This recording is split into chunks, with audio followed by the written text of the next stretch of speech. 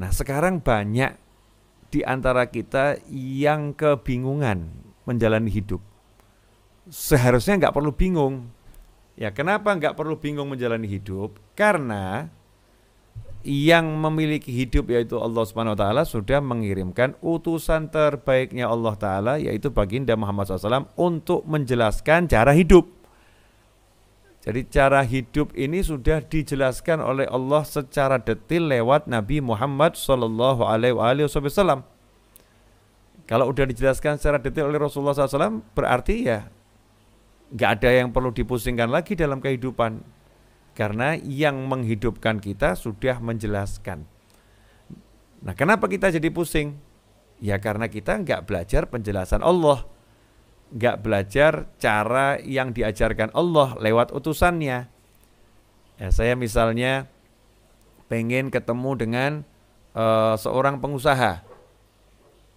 Pengen ketemu ya untuk urusan bisnis. Saya pengen tahu nih gimana ya caranya saya bisa berinteraksi, berbisnis dengan pengusaha tersebut. Kemudian pengusahanya mengirimkan asisten terbaiknya kepada saya untuk menjelaskan cara untuk ketemu dengan pengusaha tersebut dan juga cara untuk berbisnis dengan pengusaha tersebut. Apakah saya akan bingung lagi? Enggak lah, saya akan nyantai saja. Oh, saya udah tahu caranya. Ya, saya udah tahu caranya karena sudah dijelaskan secara detail oleh utusannya. Dan pasti ya utusan yang terbaik akan menjelaskan sedetail mungkin cara berhubungan dengan bosnya tersebut, dengan atasannya tersebut, ya bagaimana caranya agar bisa terjalin hubungan yang baik. Nah Allah SWT karena maha baik, Allah mengirim utusan untuk menjelaskan cara berhubungan dengan Allah Ta'ala. Cara mengarungi samudera kehidupan. Laqad kana lakum fi rasulillahi uswatun hasanah.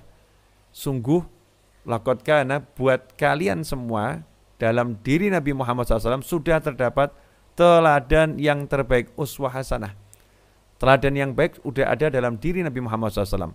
Nah kalau kita ini jadi seorang bapak, seorang ayah, mau sukses jadi ayah, teladannya adalah Nabi Muhammad SAW. Ya, contohnya Rasul Muhammad SAW terhadap anak-anak beliau SAW, nomor satu memberi nama yang baik. Beri nama yang baik. Jangan sampai nanti nama yang diberikan ke anak buat anaknya malu di sekolah. Namamu siapa? Syaitoni. Ya, kesian anaknya itu kan. Nah, di sekolah jadi ledekan kawan-kawannya, mungkin dibully kawan-kawannya karena kita sebagai ayah semena-mena dalam memberi nama. Misal seperti itu. Tapi kalau kita beri nama anak kita itu nama yang baik, namamu siapa? Muhammad Fatih Amin. Wah, Masya Allah. Namanya bagus. Ya, namanya bagus. Sehingga di sekolah dipanggil Muhammad Fatih Amin. Siapa? Angkat tangan dia dengan bangga. Namaku nama Nabi Muhammad SAW. Orang tuaku ngasih nama aku Muhammad karena cinta kepada Nabi Muhammad SAW. Senang itu anak. Dia ada kebanggaan. Memberi nama anak yang baik. Kemudian sebagai seorang ayah, bagaimana baginda Muhammad SAW terhadap anak-anak beliau? Rasul suka mengecup kening anaknya kalau ketemu. Jadi kalau bertemu anak-anak beliau, Nabi SAW mengecup keningnya. Seperti yang diceritakan oleh Sayyidah Fatimah Zahra radhiyallahu anha dan diceritakan oleh istri Rasul Sayyidatuna Aisyah. Sayyidatuna Aisyah sebagai istri Nabi Muhammad SAW dan ibu tiri buat anak-anak Nabi Muhammad SAW, itu setiap menceritakan kisah ini mengatakan Rasul itu kalau Fatimah datang radhiyallahu anha, Nabi SAW itu bangun meninggalkan tempat duduknya. Jadi selaku orang tua Rasul enggak menunggu anaknya menghampiri, tapi hebatnya baginda Muhammad SAW begitu tahu putrinya datang, Rasul bangun menyambut putrinya. Ini kan ya langka ya orang tua yang mau seperti itu. Biasanya orang tua ini, kita ini sebagai orang tua duduk saja nyantai. Nak kamu sini nih, cium tangan orang tua. Tapi Rasulullah enggak begitu SAW. Beliau bangun, kemudian menghampiri putrinya, kemudian mengecup kening putrinya, dan putrinya mengecup kening beliau SAW. Setelah itu Rasul SAW menggandeng putrinya dan didudukkan di tempat duduk beliau. Duduk sini. Masya Allah. Indah sekali. Ini kan contoh bagaimana menjadi seorang ayah, menyambut anaknya, mengecup kening anaknya, enggak peduli seberapa tua atau dewasa anak tersebut. Bukan cuma waktu kecil, bahkan sudah berumah tangga. Sehingga anak itu merasa betul-betul aku anak ya, dan aku punya seorang ayah. Ada rasa cinta yang terus dibangun, dan ada kebanggaan yang gak hilang di hati anak tersebut karena betul-betul diingat dan dihargai oleh ayahnya. Kemudian menjadi seorang kakek. Kita lihat bagaimana misalnya terhadap anak cucu beliau SAW. Ceritanya cukup masyhur banyak ya. Kalau menjadi seorang pemimpin, coba lihat baginda Muhammad SAW. Apakah berpangku tangan? Enggak. Nabi Muhammad SAW suka bergaul dengan yang dipimpin. Suka bergaul. Makanya setiap pagi sholat subuh berjamaah, Nabi SAW selesai zikir dan wirid, itu langsung nanya kondisi yang dipimpin, kondisi masyarakatnya. Rasul nanya, apakah di antara kalian ada yang wafat malam tadi? Kalau ada, antarkan aku ke rumahnya, aku mau takziah, melayat, memakamkan dan seterusnya. Kalau enggak ada, apakah ada yang sakit? Kalau ada yang sakit, aku akan menjenguknya. Bayangkan nih, orang sakit dijenguk Nabi Muhammad SAW. Itu sehat langsung, segar orangnya. Nah ini Rasulullah SAW berupaya mendekat kepada yang dipimpin. Kemudian kalau udah enggak ada, yang sakit enggak ada, yang wafat enggak ada, Rasul nanya, semalam ada yang mimpi enggak di antara kalian semua? Kalau ada, biar saya terjemahkan mimpinya, saya terjemahkan tafsirnya. Masya Allah. Jadi berusaha mendekat terus kepada yang dipimpin. Bahkan Nabi SAW suka melakukan pekerjaan-pekerjaan yang membantu meringankan sahabat-sahabatnya. Sebagaimana disebutkan dalam berbagai riwayat kisah akhlak kemuliaan Nabi Muhammad SAW. Dalam berbisnis, Masya Allah, Nabi Muhammad SAW kalau bisnis tuh nggak mikir kecil, berpikir besar. Ya gimana caranya barang yang dijual cepat laku habis, dan juga menghasilkan keuntungan yang besar. Untung besar itu kan kalau omsetnya banyak, harganya memang nggak mahal, tapi omsetnya banyak. Kan untungnya dikit-dikit lama-lama jadi bukit besar. Nah itu yang dilakukan Nabi Muhammad SAW. Beliau menjual dengan senyum. Nah, mungkin orang zaman sekarang baru menerapkan teori itu ya. Menerapkan teori itu menjual dengan senyum. Ya jualan sama senyum. Silakan, ini barangnya bagus dengan senyum. Sehingga yang mau beli pun belum beli udah seneng. Kemudian Nabi SAW menjaga kualitas barang yang dijual. Jujur dalam berdagang. Rasul mengatakan barang ini bagus, ya bagus. Kalau ada cacatnya, Rasul mengatakan barang ini bagus, tapi di sini ada cacatnya di sini. Sehingga yang beli pun puas. Oh, ini yang jualan orangnya jujur, barangnya bagus. Kalau ada kekurangan pasti dikasih tahu, nggak disembunyikan. Sehingga ketika Nabi SAW itu berdagang di masa remaja beliau SAW, dari mulai kecil sampai remaja berdagang, tidak pernah sepi dagangannya. Nah pertanyaannya kenapa kita dagang kok banyak sepinya daripada larisnya? Nah mungkin ini kita dagangnya juga nggak niru Nabi Muhammad SAW.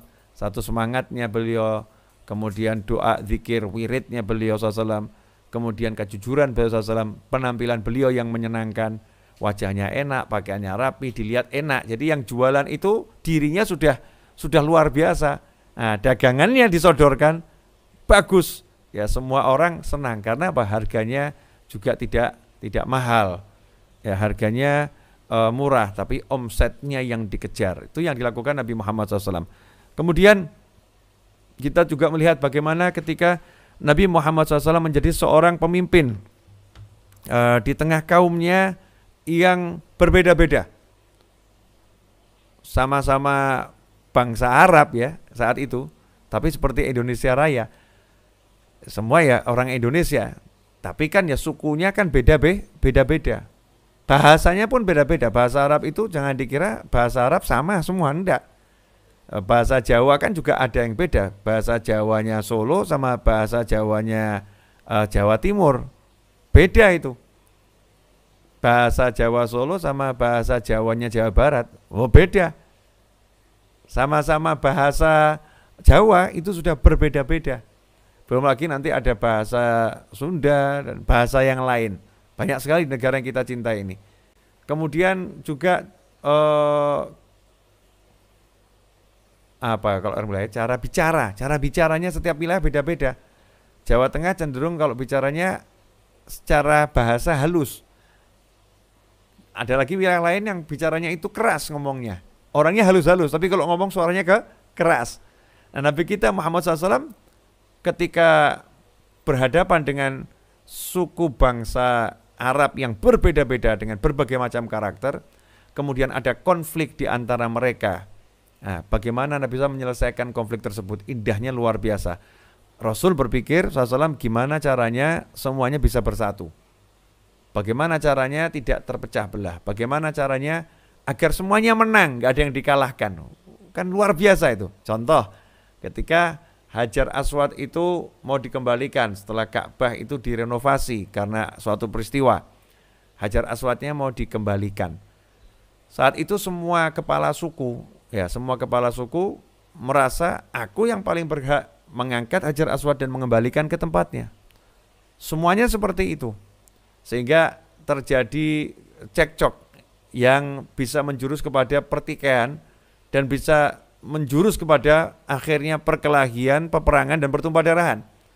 Nah, saat itulah mereka negosiasi agar diambil kesepakatan siapa nanti yang ngangkat Hajar Aswad. Tapi negosiasi gagal terus karena masing-masing merasa aku dan aku.